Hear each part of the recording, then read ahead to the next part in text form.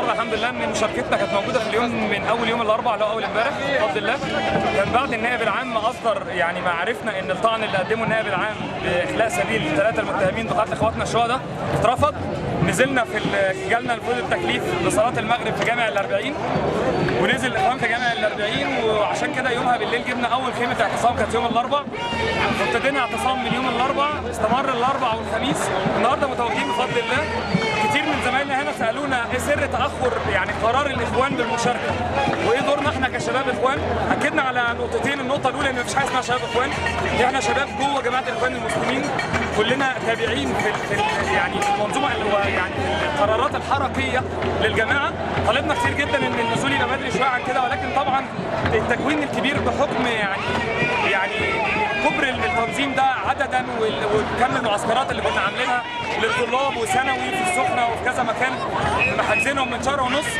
فبفضل الله مسؤولين الاخوان المسلمين في السويس وحاج سعد اصدر قرار يوم الاربعاء الصبح بالغاء جميع الفعاليات والمؤتمرات والندوات والمعسكرات الصيفيه للشباب، والاماكن اللي اتاجرت دي كلها الحجوزات فيها اتلغت، وادى تعليمات ان احنا ننزل وبفضل الله نزلنا. والنقطه الثانيه الحمد لله ان احنا متواجدين حتى من يوم الاثنين، كان في كلام بالتواجد لكن ما كانش الاعتصام موجود بشكل اساسي.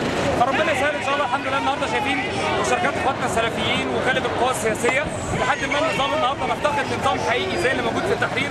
المنصه زي ما احنا شايفين مالهاش لون معين، مالهاش نظام محدد، ولكن الحمد لله ان كتير جدا جدا من السويس بكافه الشرائح بكافه الطبقات موجوده النهارده، فالحمد لله رب العالمين. ونتمنى مشاركه اوسع من اخواتنا، ونتمنى مثابره اكتر، نتمنى خيم موجوده، اعتصام بشكل حقيقي موجود. العالم كله بيتفرج على السويس، نفسنا صوره حضاريه بجد تتقدم ومشاركه هايله. السويس اللي واخده الهاله الاعلاميه كبيره جدا جدا، نتمنى نكون قد الثقه دي، نتمنى السويس اللي بنتشرف بيها لما بنيجي نخش ميدان التحرير وتطلع البطاقه وتلاقي مكتوب فيها السويس ما بتتفتش، نتمنى نكون على قد المسؤوليه. ربنا يوفق يا رب ان شاء الله.